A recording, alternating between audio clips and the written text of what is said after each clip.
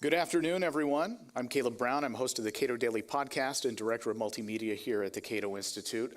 Just to set the tone just a little bit, I'm going to very, very lightly skim the last 60 or so days. The United States is, as you all know, in a precarious spot. Hundreds of people, many of whom with legal status in the United States, without appearing before a judge, under a very likely unconstitutional application of one of the Alien and Sedition Acts, have been whisked off to a particularly unsavory foreign prison. The government, for its part, has acknowledged one error so far. Law firms that have been and might be inclined again to represent challengers to federal executive prerogatives are being pressured and regularly caving to the demands of highly specific executive orders that would compromise those firms should they continue to show, for lack of a better word, bravery. In the name of immigration enforcement, we've seen inklings of a potentially very large increase in financial surveillance of regular Americans. That's to say nothing of targeted enforcement actions of university students and the rest of the United States' impressive surveillance apparatus. And if you think a complete lack of accountability for sharing specific war plans on a signal chat with a journalist is a problem, just imagine how little accountability exists for the misuse of your private information currently in the possession of the federal government. This is all, of course, unprecedented. Or is it? Today we're here to discuss the triumph of fear, domestic surveillance, and political repression from McKinley through Eisenhower. Its author, Patrick Eddington, is a senior fellow at the Cato Institute where he works on security issues, surveillance reform, among other issues. His work has revealed, just since he's been at Cato, his work has revealed substantial misconduct at the FBI involving abuse of surveillance databases. Pat, of course, is among my very favorite guests on the Cato Daily Podcast, where we discuss all of these topics and more. Prior to his work here, Pat was a senior policy advisor to Representative Rush Holt, a fellow friend, I might add. He is a veteran. He was an analyst at the CIA, which brings me to something else that I have to mention. Pat is very humble, and I know this because his Cato bio page is missing the one thing that I would make sure everybody I ever met knew about me. That when he was at the CIA and his wife Robin then working at the U.S. Senate are the two people perhaps most responsible for revealing the truth about Gulf War syndrome, a significant self-inflicted wound committed by the U.S. military and was followed by an attempted cover-up by the military and the CIA. The story is amazing. We talked about it in a case study in whistleblowing on the Cato Daily Podcast a few years ago. And if anyone from Hollywood is watching, I am the exclusive representative of Pat and his wife for life rights and book adaptation negotiations. Ron Howard, please call. So, Pat, I want to start here. Through most of the first part of the United States of America, the means of political repression and the means of surveillance, what were they? In the early days, of course, very, very limited. The federal government, once it was actually constituted into the republic that we still kind of have today, you didn't have any kind of generally dedicated police force, right? You don't really get anything like that ultimately until we get into the Civil War period and post-Civil War period with the creation of the United States Secret Service. But, of course, the post office was available for purposes of political repression, and it was used as such. And then, of course, the Congress itself. You mentioned, at the opening here, the Alien and Sedition Acts passed literally just a decade after the Constitution came into effect. So this entire problem of political repression has been with us, unfortunately, for a long time. It has tended to be, and this all depends on one's perspective, and I understand that, but it has tended to be relatively episodic. That's not really been the case the last 100+ years or so, and that's really ultimately what this is about. I do want to take one just very quick moment to thank my editor, Don Jacobs of Georgetown University Press. Unfortunately, contractually, he does kind of have a say about the rights here in terms of anything that would happen with Hollywood. So I wanted to make sure that we clarified that. But what's in this book essentially is the story of how we got to where we are, including the incidents and the episodes, the ongoing episodes that Caleb has described, because many of the precedents that the current regime is drawing upon to engage in the acts that it is have their antecedents in the past. And I talk about a number of those, in the book. But we don't really get this systematized de facto national security / surveillance establishment. It doesn't truly come into being until we get into the early 20th century. And once it comes into being, it really takes off. So by the late 1880s, we have this growing industrialization in the U.S. Yes. Workers, in many cases, not being treated particularly well. Anarchism and socialism become not necessarily rampant, but rising. So what did that give rise to specifically with regard to repression and surveillance? Yeah, up until the period well after the so-called Haymarket riots in Chicago in 1886, these new political philosophies that emerged out of Europe in the middle of the 19th century, socialism, communism, anarchism, they took a while, essentially, to begin to kind of take root here in the United States, at least among some elements of society. But they did, in fact, begin to take root. And for me, the triggering event for this increase in the size and scope of federal government surveillance and the political repression that it ultimately enables can be tied directly to the assassination of then President William McKinley in September of 1901. It was carried out by a self-professed anarchist who managed to actually get into the presidential receiving line with a revolver hidden in his sleeve, a total breakdown of security there. McKinley held on for, I think, the better part of 2 weeks, but he did die. And once the new president, Theodore Roosevelt, took command, we began to see instantly, essentially, a nationwide crackdown on anyone who was known to be or was suspected of being an anarchist. And over the 2 or so years after McKinley's assassination, this really picks up steam in a huge way, and legislatively it leads to the passage in 1903 of the Anarchist Exclusion Act. And this is one of the landmark pieces of legislation passed essentially to try to shut down an idea. And what the Anarchist Exclusion Act essentially said was, if you are a foreign national who is an anarchist and you profess that and you're in the United States, you will be deported. If you are an anarchist living overseas and you want to try to visit the United States, that's not going to happen. So it was an absolutely radical piece of legislation. It was successfully upheld by the courts, which again is another stain on the federal courts as far as I'm concerned, that actually happened.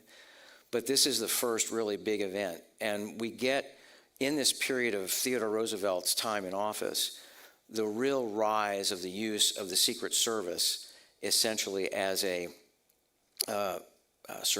instrument of surveillance and political repression. And a lot of the use of the Secret Service involved Roosevelt or some of his deputies tasking Secret Service agents to go out and keep tabs, essentially, on Roosevelt's political enemies, both inside his own Republican Party and on the Democratic side.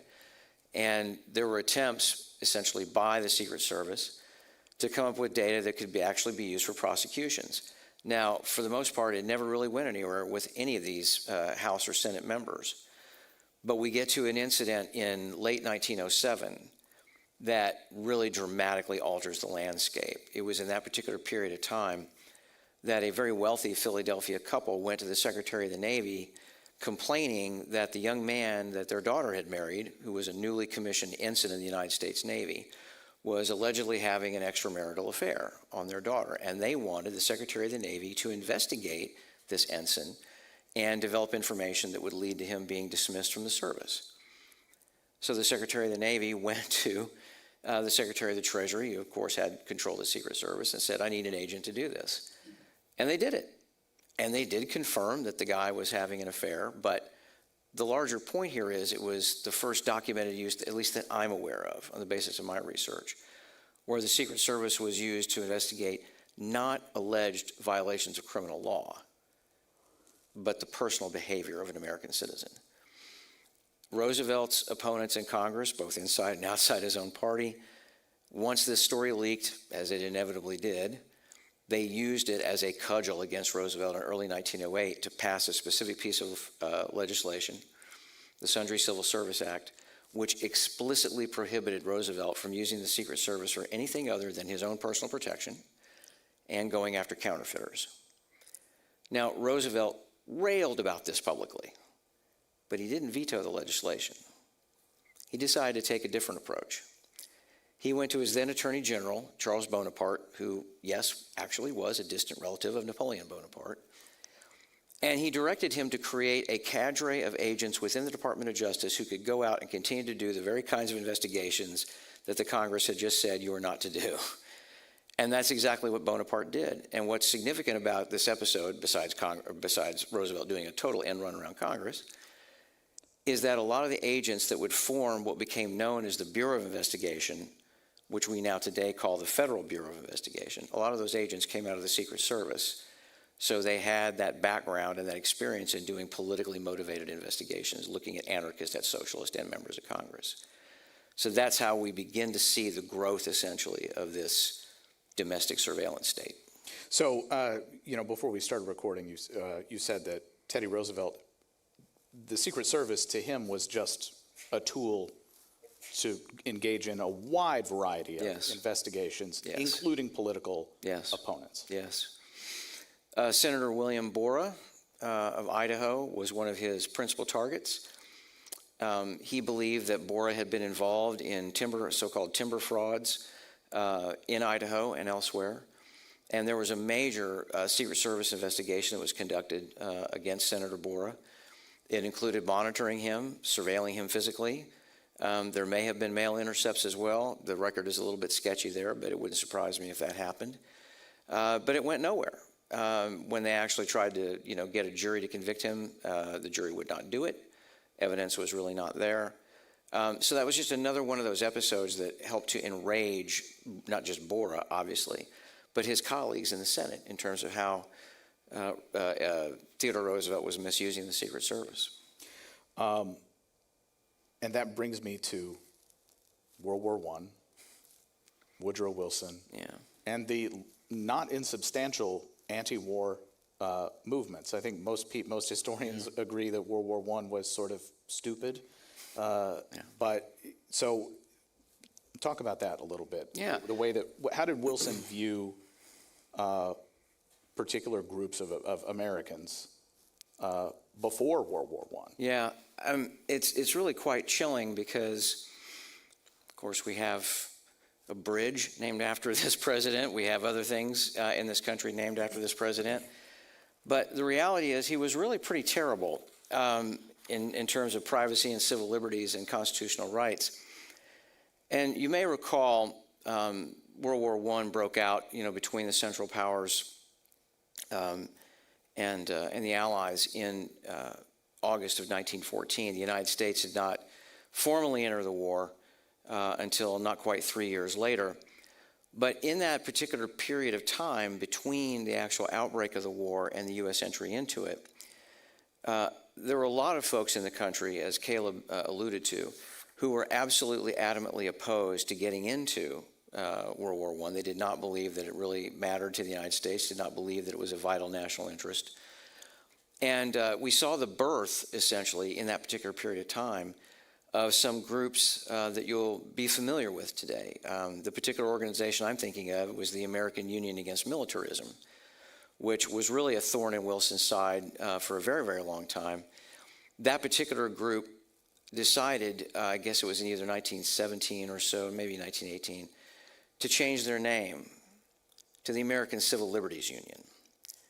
And it will probably come as no surprise to you that the ACLU was one of the targets of the Wilson administration. But in the lead up to the United States actually getting into the war, And this is in December of 1915. This was Wilson's message to Congress. And he really begins to turn up the heat on German Americans. I want to read you a specific passage here that I think is extremely telling because it gets to the power of the presidency to set a tone nationally. And that tone can either be one of hope and uplift, or it can be this. Quote, I am sorry to say that the gravest threats against our national peace and safety have been uttered within our own borders. There are citizens of the United States, I blush to admit, born under other flags but welcomed under our generous naturalization laws to the full freedom and opportunity of America, who have poured the poison of disloyalty into the very arteries of our national life, who have sought to bring the authority and good name of our government into contempt, to destroy our industries wherever they thought it effective for their vindictive purposes, to strike at them, and to debase our politics to the uses of foreign intrigue. So this is the President of the United States directly attacking his fellow American citizens of a particular ethnic background, national background, because they dared to speak out and express the view that it really wouldn't be a great idea for the United States to get into World War I. So in terms of surveilling socialists and anarchists, and we'll get into it later, Quakers, was a very dangerous group of people. Yeah. How did that develop? You know, the technology, the telephone was in its infancy. It wasn't. Telegraph, obviously, was a big tool of the day, but an awful lot of physical surveillance as well. I mean, this has, kind of been a staple, for law enforcement, throughout the ages. The use of physical surveillance, the use of informants, things of that nature. And that obviously played, a really, really big role. But, one of the outrages, as far as I'm concerned at least, at the outbreak of World War I, was when Western Union basically just offered its services and the communications of all of its customers to the federal government. All of this happening without any kind of judicial intervention, much less notification. Well, one, we did get a Supreme Court ruling on this, and I'm not sure if I have the timing right. In 1914, in a particular case called Weeks, the issue was whether or not an individual whose home had been invaded by law enforcement and who had his telegrams seized, whether or not that was actually a violation of the Fourth Amendment. And the court said, yes, basically it absolutely was a violation of the Fourth Amendment. But the catch was the court did not address whether or not the copies of those telegrams that were with the companies were also covered under the Fourth Amendment. And since the court had remained silent on that issue, federal authorities took the position that that data, those telegrams, those copies of communications, were absolutely fair game for law enforcement. And that's how they wound up, getting early and easy access to that kind of communications information. That will come back, by the way, but that issue. I want to talk about three people: Victor Berger, Richard Franklin Pettigrew, and Robert La Follette, Fightin' Bob La Follette. These were all members of Congress, two of whom were charged under the Espionage Act. Yeah. One of whom was charged in part for criticizing the Espionage Act. Yes. And that would be Fighting Bob La Follette. No. Pettigrew. Well, Pettigrew first. La Follette, they wanted to charge under the Espionage Act. They thought about it. Senator Pettigrew made some statements to a Dakota newspaper, being very, very critical of the administration, very critical of the use of secret police and things of that nature.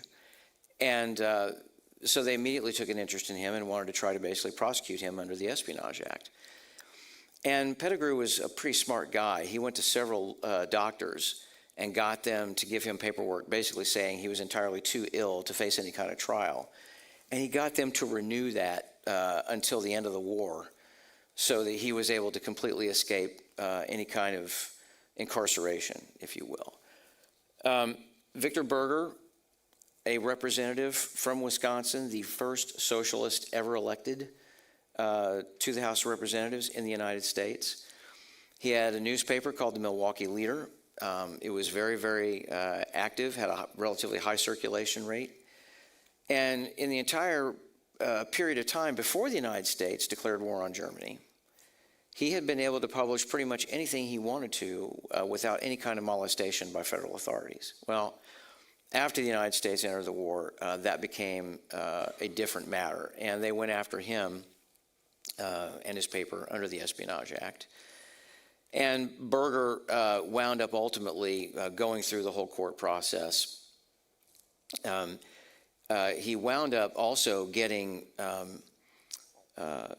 denied his seat in Congress when his colleagues refused to seat him in the wake of all this activity.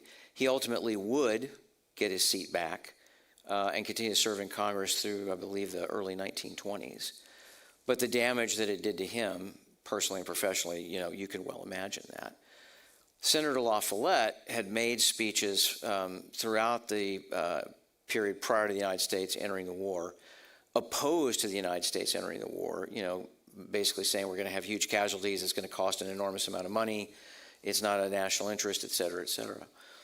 And so they tried to go after him for his speeches, but it was his Senate colleagues who basically wanted to try to expel him from the Senate, and he just barely managed to squeak by to the end of the war, after which they dropped the investigation.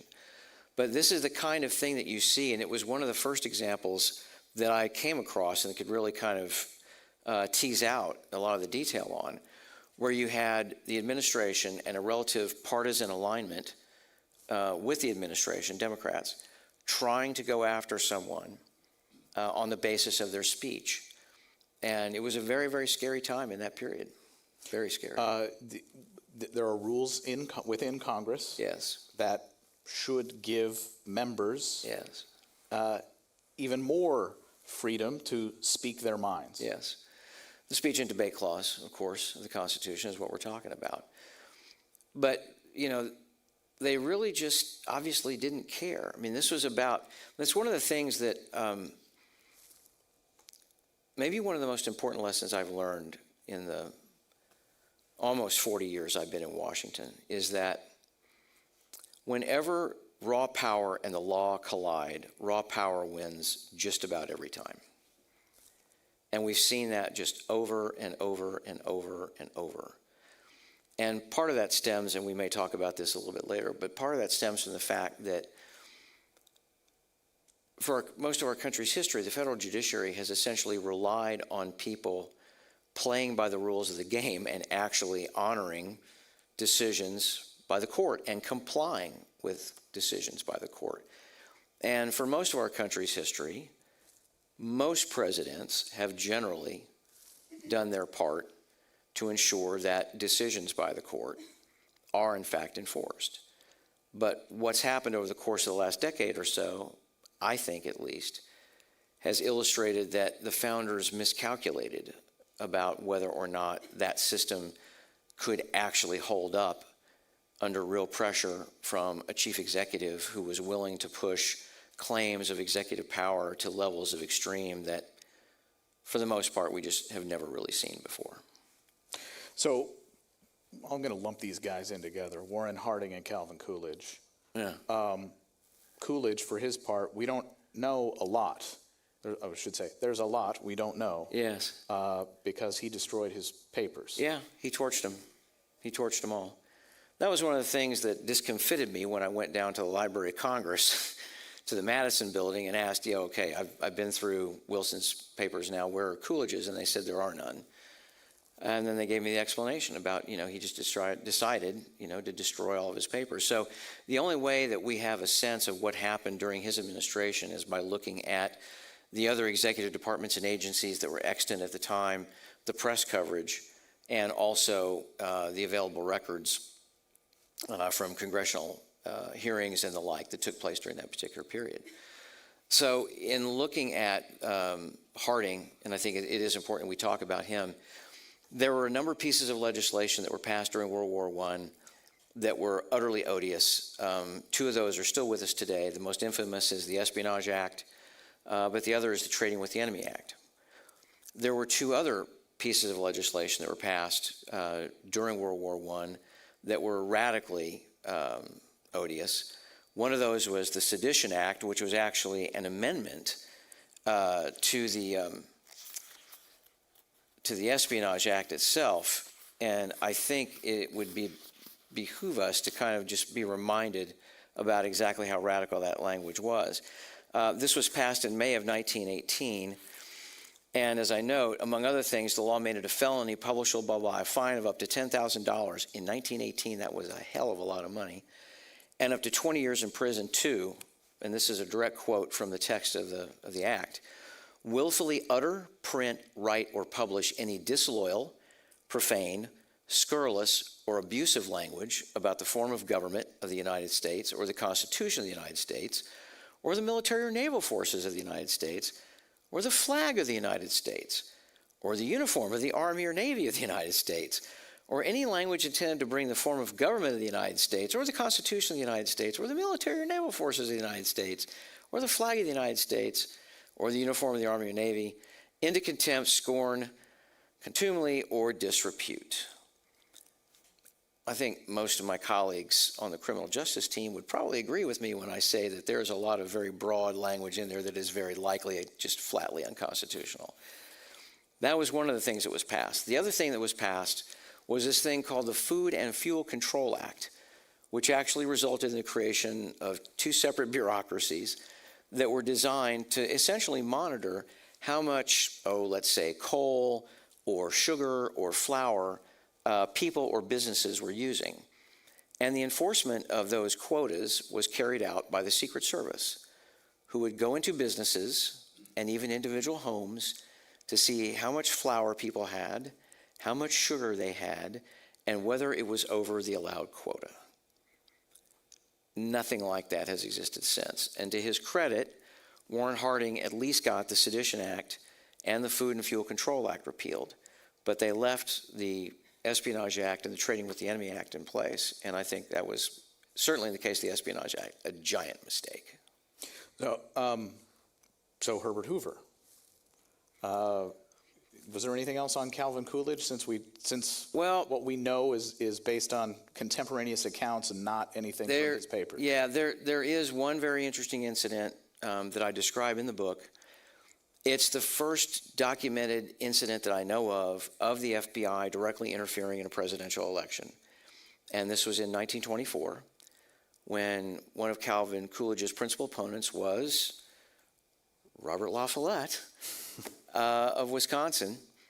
And what I learned in taking a look at the documents that were available was that Hoover was passing information to the White House and thus to the Coolidge campaign that somehow La Follette was connected to the Soviets, that his campaign was allegedly financed by the Soviets. There was no hard evidence of this whatsoever, absolutely none. Almost all of it was hearsay or innuendo that was being proffered by a specific set of sources.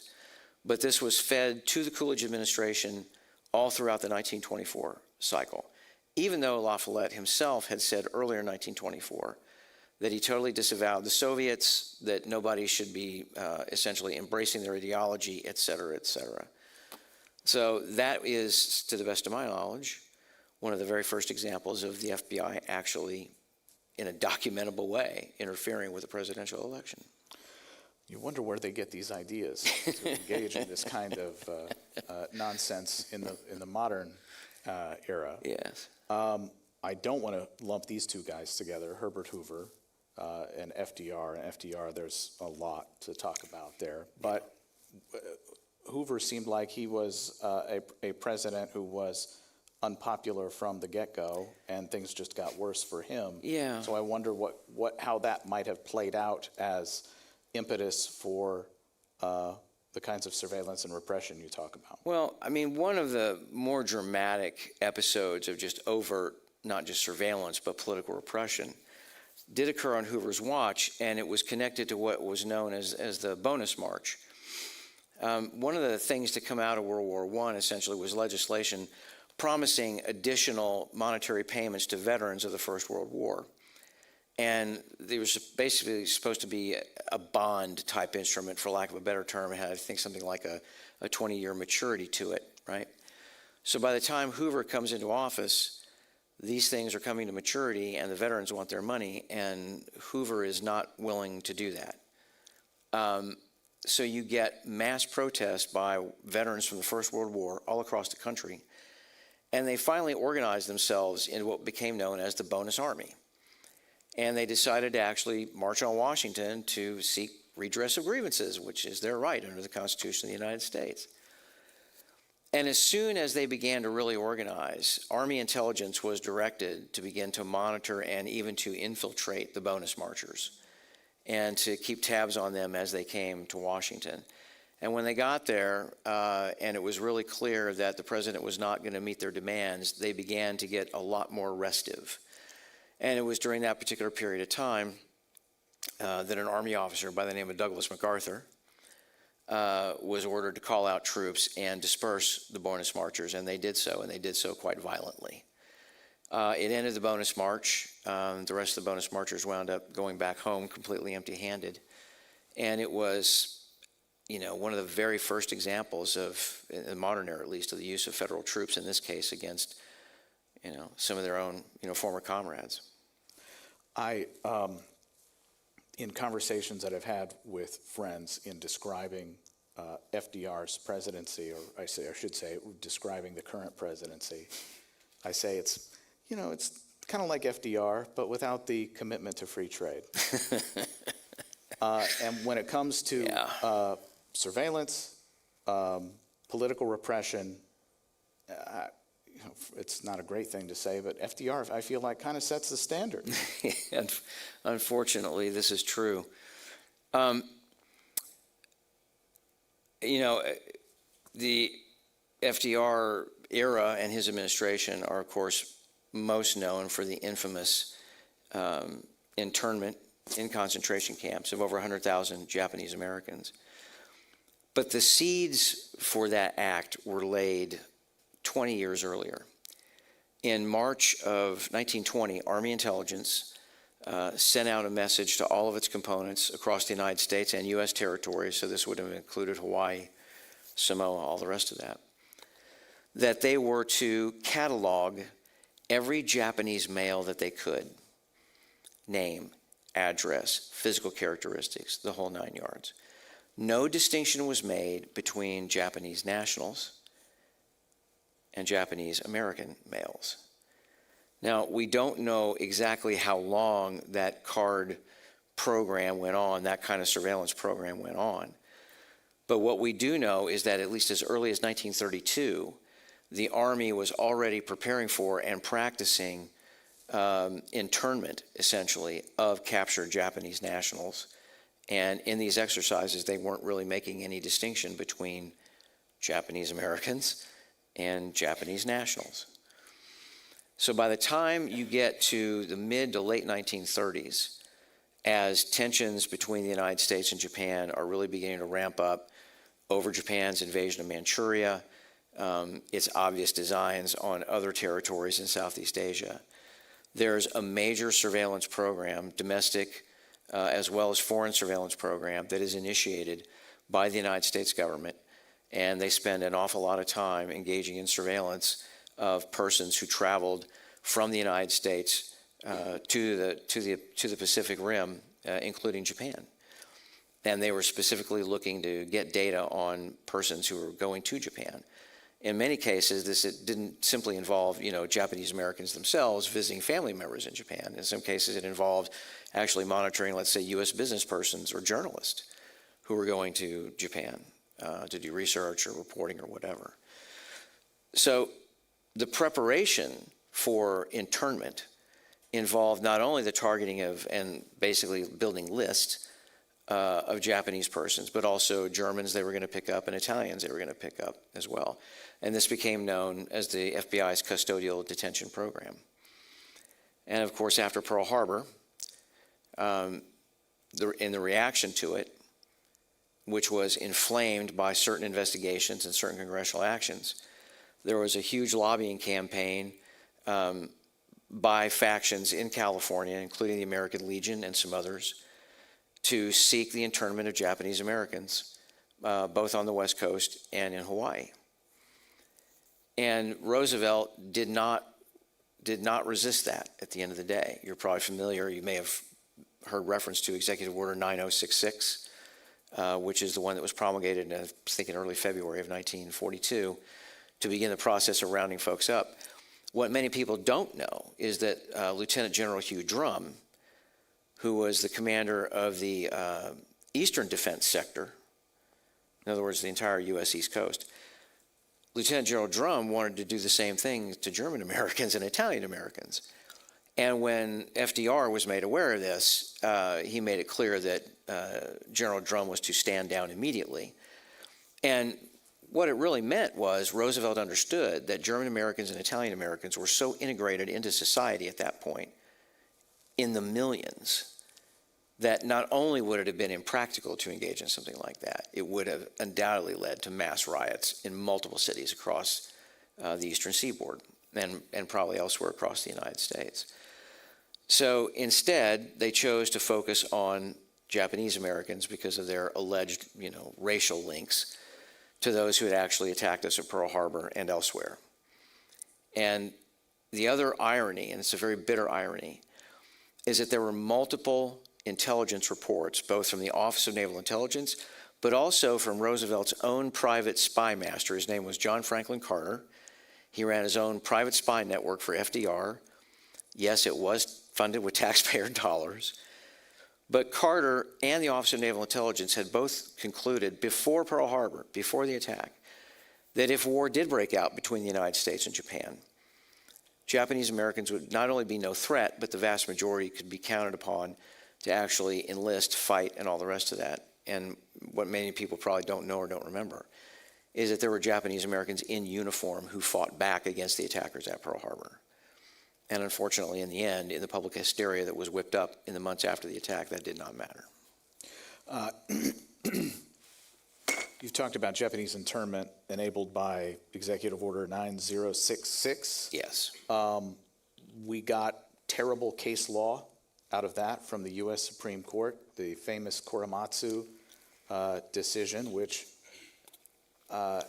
I think has not officially been overturned, but everybody sort of seems to understand that it has with some recent cases. But that was, courts once again enabling, Yes, in a difficult time, a president to take, what we in retrospect view as an unconscionable action against American citizens. there were multiple cases. Fred Korematsu's was one, but there were several other. And the one that was really very significant as well was Mitsui Endo's case. And she brought a habeas corpus action. In other words, she wanted the government to actually have to show why it was that she had to comply with this report for detention order, essentially, which is what the Roosevelt executive order amounted to. And the courts really drug their feet on that case, because I think they all kind of understood that if you really took a look at it, there was no actual basis to be doing any of this kind of thing. But Fred Korematsu and others who actually managed to challenge this in federal courts, they lost. They were essentially forced into these camps. And this is not something that the Supreme Court even touched again until 2018 in the Trump v. Hawaii case, which involved the so-called Muslim ban. I think it was the second version of the Muslim ban, if I recall correctly. But in their brief to the court, the ACLU invoked the Korematsu case essentially as kind of an analog to what Trump was doing with the Muslim ban. And I don't know that that's exactly an exact fit, but the court took the opportunity to say they didn't feel like it was an exact fit, but they also took the opportunity to say, in essence, that decision has been refuted by history. No president has the authority to incarcerate Americans solely on the basis of race. I wish they had not used the word solely. It would have been stronger as far as I'm concerned if that word had not appeared there. But the court, at least at that stage, repudiated the concept of mass detention as it applied to American citizens. After World War II, it would be it wouldn't be until the Reagan administration, and that's not really covered in this particular volume. It will be in the next one, but it was during the Reagan administration that reparations were actually an apology, a national apology, and reparations were offered to the survivors of the Japanese-American internment experience. Of course, no amount of money could ever make up for that kind of deprivation of rights. Enter President Truman. Yeah. And some pretty significant stuff. You know, I am familiar with the National Security Act mostly for how it messed up how science is done in the United States of America. Our colleague Terrence Keeley has written significantly about that, but of course that wasn't its main purpose. No. No, the National Security Act of 1947 was a direct outgrowth of the American experience during World War II, coming to terms with the fact that the United States was no longer essentially this semi-isolationist continental power in the Western Hemisphere. It was, in fact, a global power.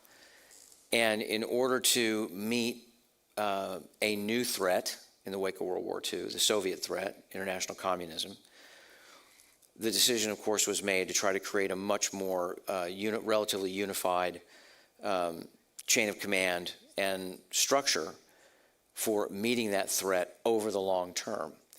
So the National Security Act, of course, gave us the creation of the Secretary of Defense and the related Army, Navy, Air Force, Marine Corps secretaries, and so on and so forth, Navy Secretary, and so on and so forth. But it wasn't the only major piece of legislation to come out of that particular period. The CIA Act of 1949 was another one that came out of that period. And that one basically puts the operational records of the CIA out of reach of anybody, basically for eternity. Which is no way to run a government if you want to actually have any kind of accountability for a secret intelligence service, especially if it engages in domestic rights violations, which ultimately the CIA did. But there was other legislation that would emerge in this particular period on Truman's watch that would have just absolutely dramatic consequences domestically. And this, we're now beginning to get into the real height of the Cold War. And in 1950, both houses of Congress passed this thing called the Internal Security Act, which created an entity called the Subversive Activities Control Board, which was a quasi-judicial body that was tasked with deciding whether or not a given civil society organization was a communist front organization and not actually a legitimate, let's say, nonprofit or whatever.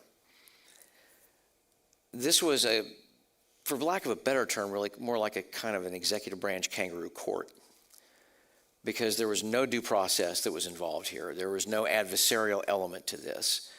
And you would see this kind of thing essentially mirrored in some other structures we can talk about later. But what was significant about the passage of the Internal Security Act and the creation of SACB was how frighteningly bipartisan it was, passed by overwhelming majorities in both chambers. And when Truman vetoed it, they overrode his veto.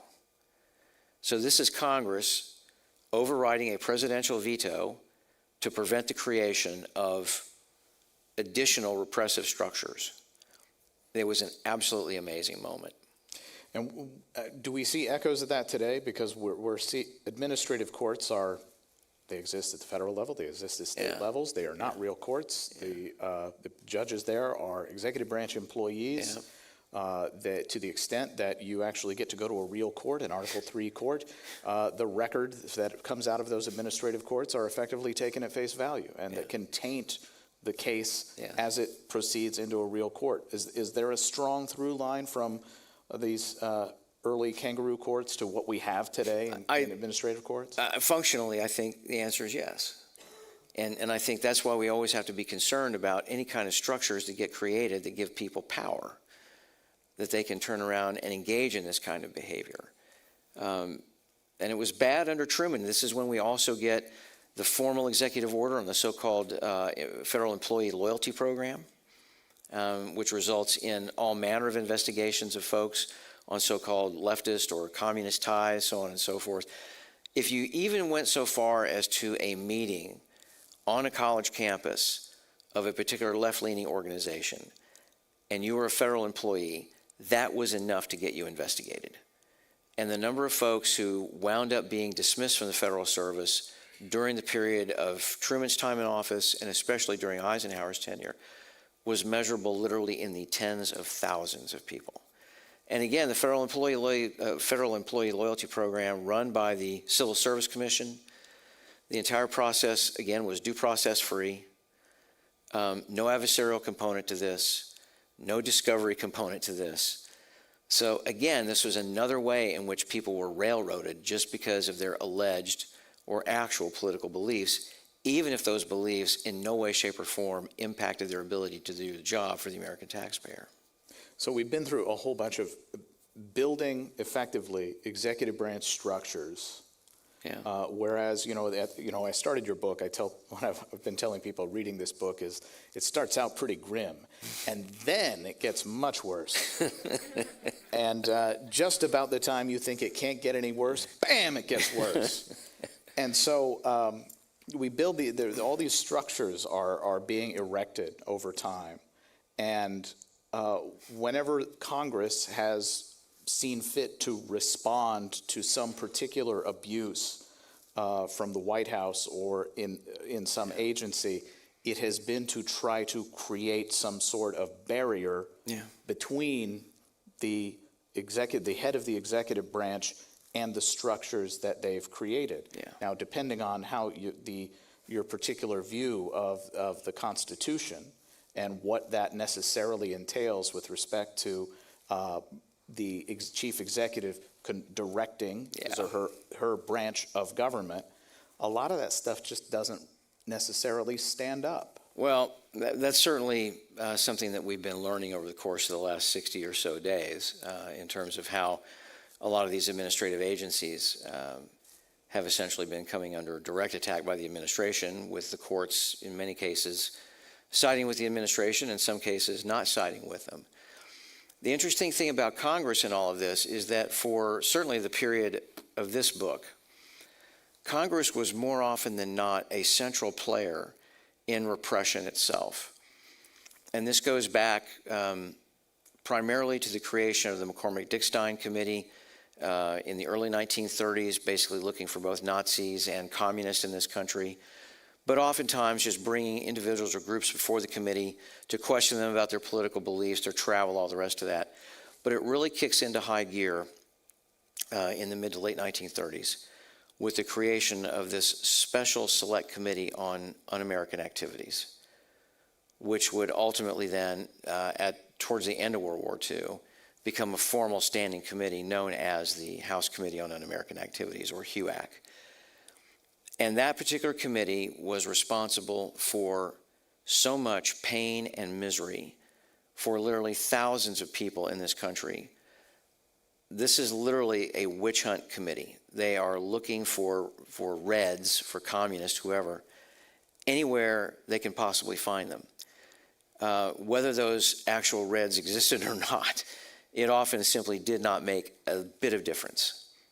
And as a result of the passage of the Internal Security Act, what was also known as the McCarran Act for its author, Pat McCarran, Democrat of Nevada, a little bit after its passage, the Senate made its own counterpart to HUAC, the Senate Internal Security Subcommittee. This is all before Joseph McCarthy comes along, by the way. All this is happening before Joseph McCarthy ever comes on the scene. So throughout the 1950s, into the 1960s, and even into the early to mid-1970s, you still have these two bodies. HUAC got renamed the House Internal Security Subcommittees. They tried to paper over the whole un-American activities aspect of it. But these committees would haul individuals and groups in front of them and do everything they possibly could to break them.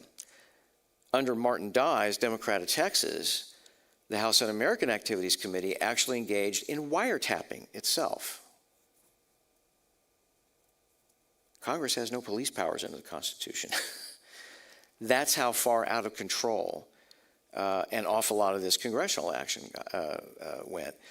And when we get into the Eisenhower era, we have people like Richard Nixon, a name I'm sure many of you know, advocating for things like the Communist Control Act of 1954. This particular piece of legislation, which was brought to my attention by the late Cato donor, Woody Kaplan, actually banned the Communist Party of the United States. The original version made it a felony to be a member of the Communist Party, but they dropped that part. They banned a political party. And Eisenhower celebrated this in his signing statement. So we're not done with Eisenhower yet. The National Security Agency Yes, is created by, in 1959. in 1959. There are specific elements of that legislation that essentially say to the public, you don't get access to any of our information for almost any reason. Yeah, Indefinitely. yeah. You know, NSA, made famous by a number of people, Edward Snowden among them, but this is an entity that has been around. It actually had a level of status before the legislation itself was created. But the National Security Agency was created in order to basically take Army and Navy signals intelligence capabilities and put them under a single roof for national purposes. And as Caleb indicated, the NSA Act of 1959, which received no hearings, none, was voice voted in both chambers. No hearings, no oversight, nothing. And overwhelmingly supported. Section 6 of the NSA Act of 1959 allows the agency to withhold basically anything. Anything from whether or not they actually have a cafeteria for their employees, all the way up to cryptologic systems that are no longer in use. Gives them the ability to put it completely beyond the reach of a later piece of legislation called the Freedom of Information Act.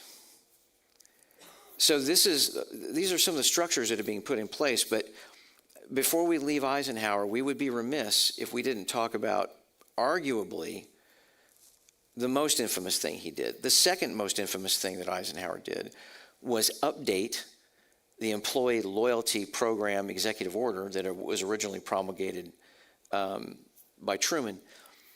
He updated that order, EO 10450, to essentially say you can't be a federal employee if you are a sexual deviant, or words to that effect. So this was directly targeting anyone who was homosexual, saying it would be beyond the pale for you to be a federal employee. So yet another form of discrimination. Very, very common back in that day, as I think most of us know, but it was literally putting it in an executive order. Now, if that's the second most infamous thing, you know, what is the most infamous thing? Well, the most infamous thing that Eisenhower effectively signed off on was this FBI program called the Counterintelligence Program, or COINTELPRO, which was originally launched in a memo authored by Alan Belmont in August of 1956. This program started by targeting the Communist Party of the USA. I never really understood why, because after the beating that the CPUSA had taken in federal court repeatedly after the Communist Control Act, I really couldn't, for myself, understand why the continued obsession over the CPUSA, which the FBI had clearly pretty much destroyed. But that's where it started. It would not end there, of course. And I talk about that to a certain degree in the last chapter of this book. So talk to me about continuity here, because you know these presidents changed parties. This at least part of it was before there was any substantial civil service in the federal government. Mm-hmm. So a whole lot of people were immediately replaced from one administration to another.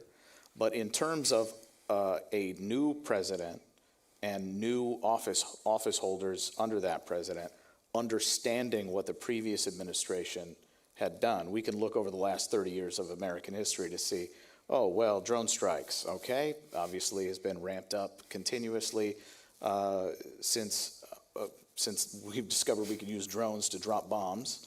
And surveillance authorities continue to be used and abused. But in this time period, what do we know about the continuity that existed between administrations? In terms of the use of surveillance powers, and specifically wiretapping, there was pretty much complete continuity. What a lot of people probably don't know is that the wiretapping scandals that surfaced basically in the late 1920s and into the early 1930s led Congress to pass the Communications Act of 1934, and Section 605 of that act explicitly bars wiretapping. Just flat out says you cannot do it, definitely cannot use that kind of information in court. And through a series of court decisions that took place in the years after that was passed, one particular decision called Nardone, the court reaffirmed that wiretapping was prohibited essentially by the Communications Act of 1934.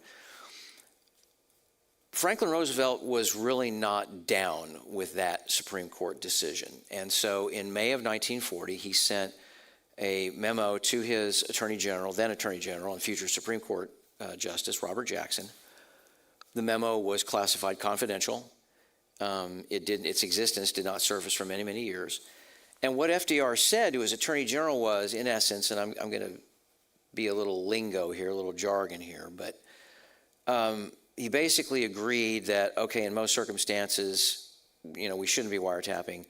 But in matters of national security, yes, we're going to. That's the long and the short of the memo. And he directed Jackson to go forth and do it. Now, it became Department of Justice policy to not try to introduce any data obtained via wiretapping in domestic court cases, because that would have immediately run afoul of the Communications Act and it would have been excluded as evidence. But they developed this concept that in the legal profession today we call parallel construction. And so this is actually how they uncovered the Rosenberg spy ring, because they wound up getting some Soviet cuts. The program was called Venona. They managed to get some decryptions there, and they wound up getting additional information from human sources that they were able to use separately, so they didn't have to compromise Venona or any other kind of wiretapping program. And that's how they wound up being able to go after the Rosenbergs.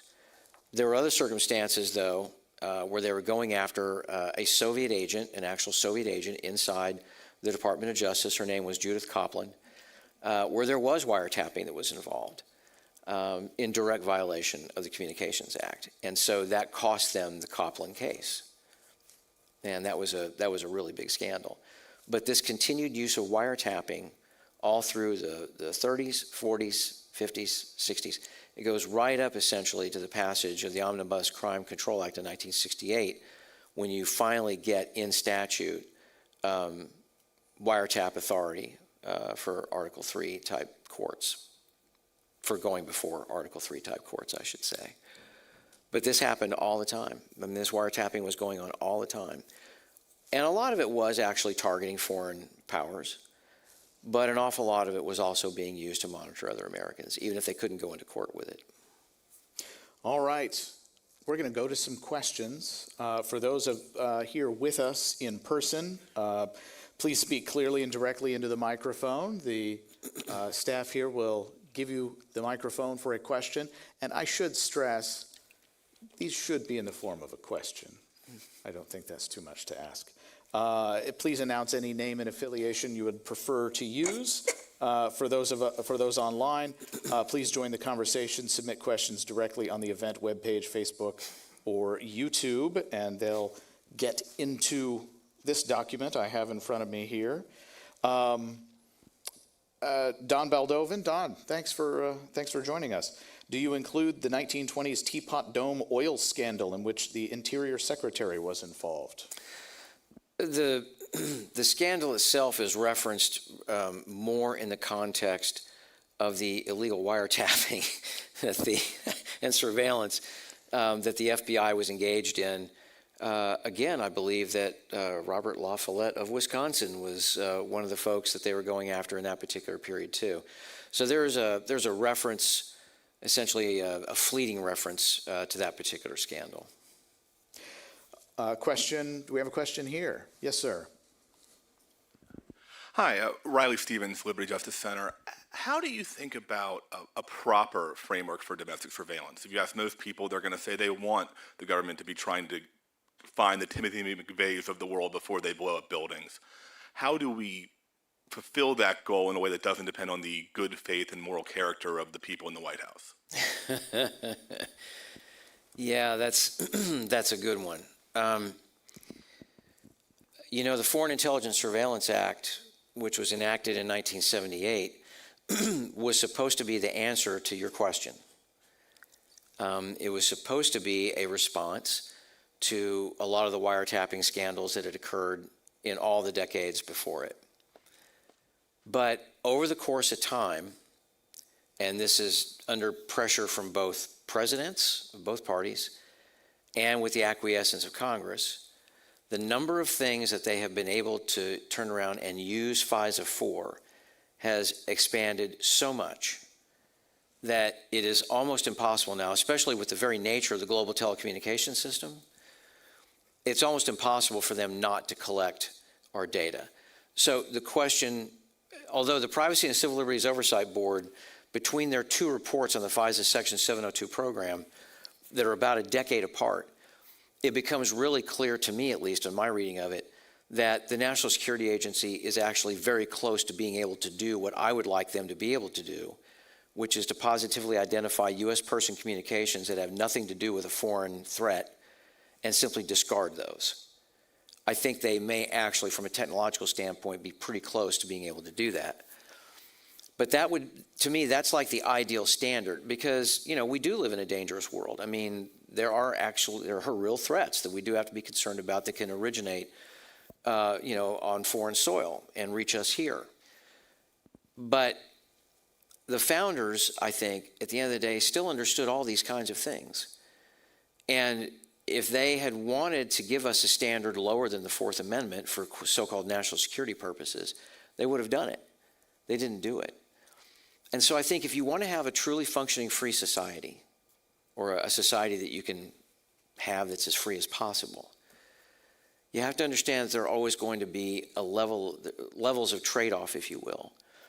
But I just don't buy this idea, and you'll hear Senator Ron Wyden of Oregon often use this, and I have great admiration for him. I mean, he's one of the genuine experts in Congress on this stuff, that it's about balancing security and liberty. Well, that's not what the founders did. The founders chose liberty. That's exactly what the founders did. The founders used encryption, by the way. Back in the day, it was called codes and ciphers. But they used encryption. They used encryption to communicate with each other before the revolution, during the revolution, and even after the Constitution itself was in force. So if they wanted to have the kinds of exceptions that the Federal Bureau of Investigation has been seeking for years, these so-called back doors, they like to use the term lawful access, the founders would have made an exception for that because they were very familiar with the technology and the concept behind encryption. And they didn't do it because I'm convinced they understood that the best defense for a free society is freedom itself and the ability of people to freely associate, to go about their lives and their business without having to worry about a government, you know, always constantly looking over their shoulders.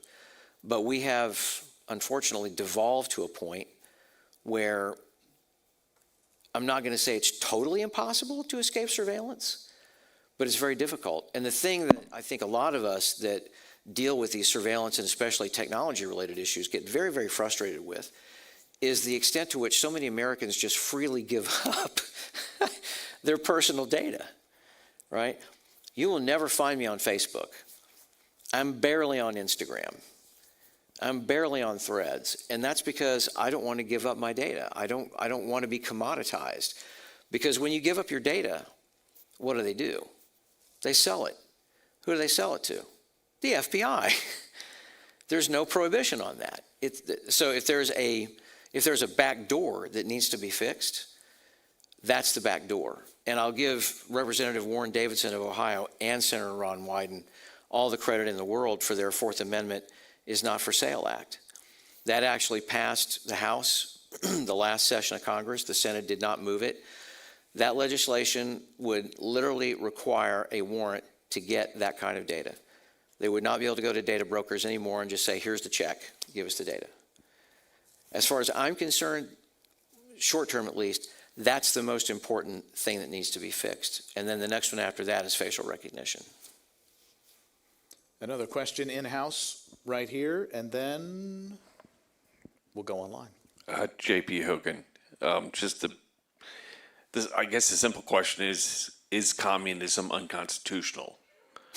if our rights come from our creator, where were they running into the argument, your rights come from God, they don't come from government, so you're actually presenting an unconstitutional position that then... I certainly view the Communist Control Act as being totally unconstitutional. Most of it has been struck down. Some of it, and I think either Sue Udry or Chip Gibbons of Defending Rights and Dissent would correct me on this if I'm wrong. But there may still be portions of it that have not actually been completely expunged from the federal code.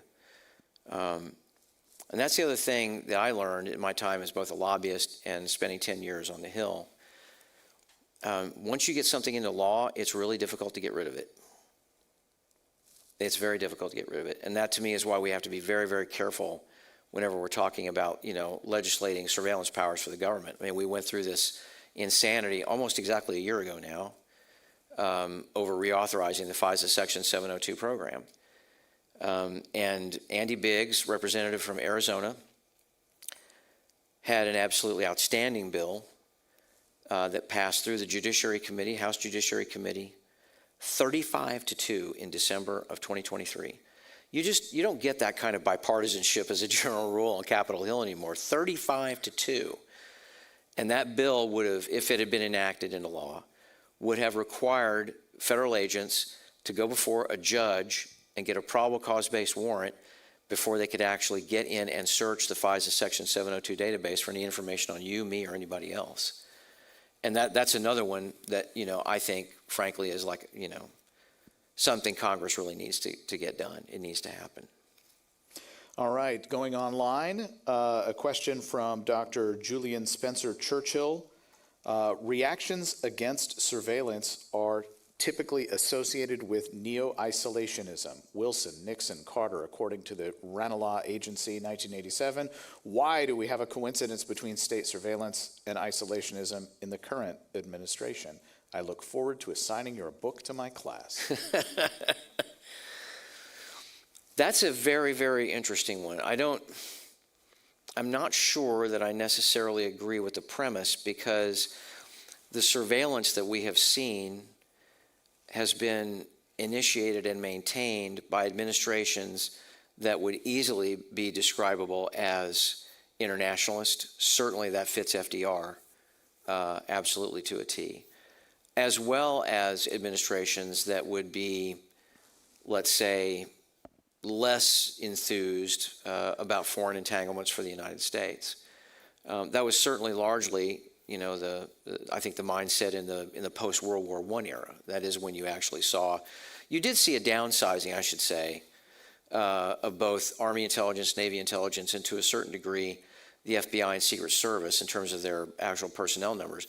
There was a level of reduction that took place in that period, but they were not abolished. I mean, none of these things were ever abolished. And that's the thing about government agencies and departments; they almost never get abolished. I mean, we have a lot of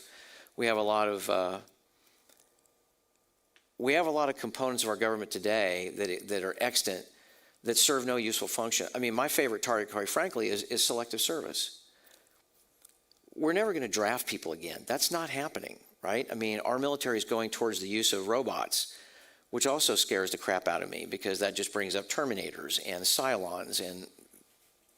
So I have my own reservations about that. But the notion that you're ever going to have a draft in this country again that would be remotely supported by the public, that's just a laugh. So why are taxpayers continuing to fund that? Why are they continuing to fund the Maritime Administration, which enforces the totally insane Jones Act, which makes it almost impossible for the people of Puerto Rico to get help when they need it after a hurricane? Absolutely nuts. My colleague Colin Graybow has written great stuff on this. I highly recommend you take a look at it. But it's another example of how when you create these bureaucracies and these structures, especially in a national security context, reforming them, much less getting rid of them, is proven to be next to impossible. Now, I will say, in the congressional context, there was success ultimately. It took 15 years, but starting in 1960, an effort was mounted to get rid of the House Un-American Activities Committee. And by 1975, that had happened. It took a long, long time. And it was actually Roosevelt's son, James Roosevelt, when he was a representative, who became the first member of Congress essentially to call for the abolition of HUAC, outright call for it. But it's making this stuff go away, much less making it work the way it's supposed to within constitutional norms, as the gentleman was asking. Very, very, very tough propositions. A question from Anonymous, who chose not to share any data with us today. Where was public opinion in a lot of this? And if a politician stood up to these developments, were they likely to lose the next election? Was a lot of this democracy in action? Sadly, the answer is yes. There were folks who mounted an effort, to try to fight some of these things. I talk about some of those folks in this book. Some of them were actually inside federal agencies and departments. Jebby Davidson, for example, over at the Interior Department, fighting essentially the employee loyalty program that was under Truman.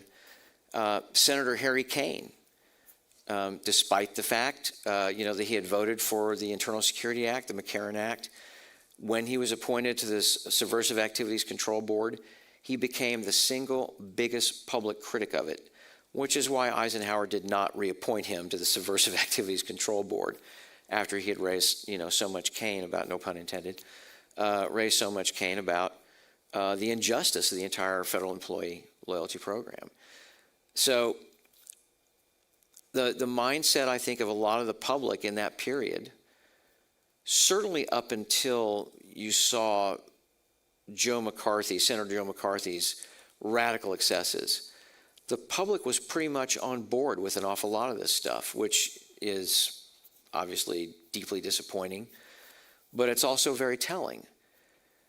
And I think that's one of the things that I've been concerned about for a while now, especially when we start talking about, in the contemporary context, the immigration issue. Our colleagues, Alex Narasta and David Beer, have done absolutely yeoman's work over the last decade, documenting not only how much immigrants contribute to our society economically, socially, culturally, and all the rest of that, but in reality, how much more often it is that native-born Americans are the ones committing crimes, not folks who are not in here in proper legal status. But that's not where the American public is at, which is why, the current president has had a lot of support for what he's been doing. Right here and then right back here. Bruce Guthrie, retired federal bureaucrat. One of the things that always bothered me about human intelligence was the ability to lie and just make up stuff. I'm kind of hoping there's a silver lining with electronic surveillance, that it might be more honest if it's not faked. Is there a positive to this electronic stuff? I mean,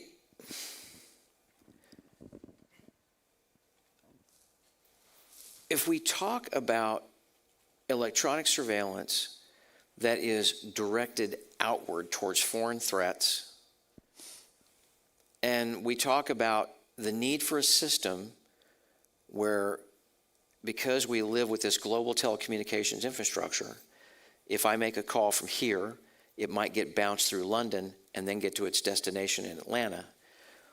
You need a system that guarantees that those communications, when they involve U.S. persons, have proper, inviolable Fourth Amendment protections. And the system that we have right now does not do that. It's just that simple. It could do that if some of the legislative proposals that I've discussed previously became law.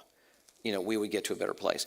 But there is so much in the way of additional technology that we have out there right now. I briefly mentioned facial recognition, which that is a huge frontier for reform, quite frankly. Automated license plate readers, right? Those kinds of things. And then we have other kinds of impositions, essentially, on our freedom. The so-called Real ID Act, in theory, is actually going to go into effect this coming May. Someone really needs to explain to me in a credible way why it is the federal government needs to know who I am or who you are if we want to get on an airplane, unless we're wanted for a federal crime. That's not how it works. And that, as far as I'm concerned, that's just, to me, it's facially unconstitutional. But as a result of a 2006 case, Gilmore v. Gonzalez, TSA's authority to essentially require you to show identification, whether or not you're wanted for a crime, that's been upheld. That's just in the Ninth Circuit. There hasn't been, a new test of that, a new lawsuit brought to challenge Real ID and related requirements like that. But there's just so much. And when you have a Congress that is this divided generally, the silver lining that I see, it's kind of weird for me to say it, but it's guys like Andy Biggs, right? I mean, he is a pretty right-wing kind of guy, but he's been fantastic on these issues.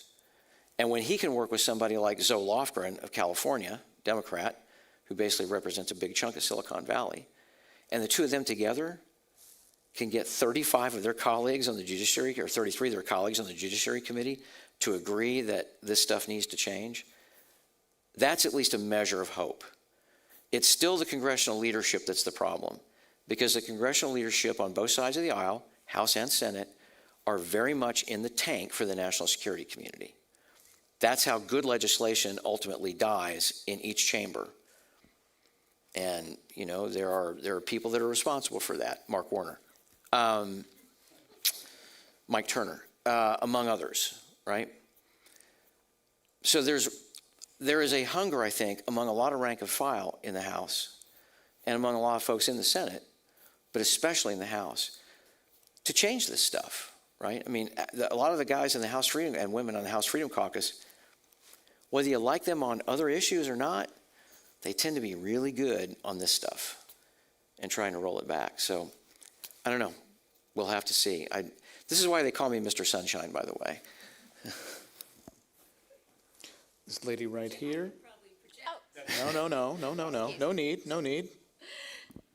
So since you brought up Andy Biggs, Sue Udry with Defending Rights and Dissent, but Pat, since you brought up Andy Biggs and Congress, he's chairing a hearing next week on the surveillance of the American people. And I wonder what your prognosis is for that hearing and for his leadership against surveillance in the coming year. Do you know who's on the witness list? I haven't seen the witness list. I don't Okay. know. I mean, he's already reintroduced legislation, to roll back a lot of this stuff. The question is whether or not he's going to be able to get enough critical mass of colleagues on both sides to be able to override leadership. The only reason that that terrible FISA bill was passed the last time is because the Speaker of the House voted incorrectly. He voted for the surveillance state, essentially. And that's why we're stuck with a bill that actually increased the amount of our data that the government can collect at this particular point in time. So, no, it's a good question, Sue. I mean, I think the other complicating factor, for some of this congressional stuff is that there are plenty of rumors about Mr. Biggs running for governor of Arizona. There are plenty of rumors about Mr. Davidson of Ohio running for governor of Ohio. And those are two of our biggest allies in the House on these issues. So if they seek, higher office, it could really complicate matters. And then we also have the administration, right? I mean, Mr. Trump made a big deal about being targeted by the Department of Justice in the Crossfire Hurricane investigation, and his complaints were correct. That's not my opinion, in essence. That is what the Department of Justice Inspector General found. Totally, in my judgment at least, illegitimately predicated investigation. But the real scandal in that one, of course, was FBI lawyer Kevin Kleinsmith actually altering an email in order to get a FISA application on Carter Smith approved. Now, any lawyer working in the private sector for a law firm who did something like that would probably be disbarred and prosecuted by the Department of Justice. Kevin Kleinsmith got community service, as I recall. So when you have those kinds of disparities of accountability, you can kind of imagine the problem. Quick question right here. Second question, J.P. Hogan. Going back to the originalism with the document in those eras, what would their right of privacy have been if they had to sit in church for 6 hours once a week? Were people then exposed that they were expected to have their morality judged once a week? So are we now where people aren't necessarily in church, but your founding right is you're under God, you're supposed to be fearing God, your rights are from that. Where do you separate that you were expected to have a moral authority, have earned a moral authority to be accepted? So it runs into the right to privacy. If you really had to sit through a service that was many hours long back then, how much were you being judged for stuff that wiretapping might then try to find? I mean, I think the way that I would probably answer that is that I don't think that, for one thing, you know, I'm certainly, as a Baptist, I'm certainly thankful for the Constitution's Establishment Clause. I don't think, I don't personally see a link between religiosity necessarily and government conduct. That's what the law is supposed to be about. That's why we're supposed to have laws. That's why we have a constitution, so that folks know that these are the rules of the road for living in civil society. And if you violate those, whether you are in the government or outside the government, there are going to be consequences for it. Our problem right now is, the biggest problem is, people in government not actually being accountable, held accountable for this kind of activity. And I will tell you, you know, I think one of the biggest mistakes the founders made was vesting the president as being the chief law enforcement officer. There's a fundamental conflict of interest there. And if I had my way, I would strike Article 2 from the Constitution tomorrow. I would go back to basically a modified form of the Articles of Confederation. The federal government would have vastly less power than it does today. Our military establishment would be a tiny slice of the size that it is today. We'd have a very large reserve, but I wouldn't have like a huge standing army by any stretch of the imagination.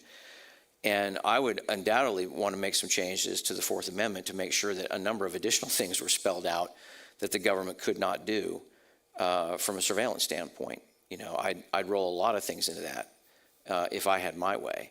But to get at your question, I don't think, for me at least, when I look at these questions, it's not about necessarily the effect of religiosity on people. To me, that's what the law is about. And if you are going to live in a constitutional republic, then at the end of the day, having that framework is what should be your guarantor, essentially, of people doing what they're supposed to do within the bounds of the law.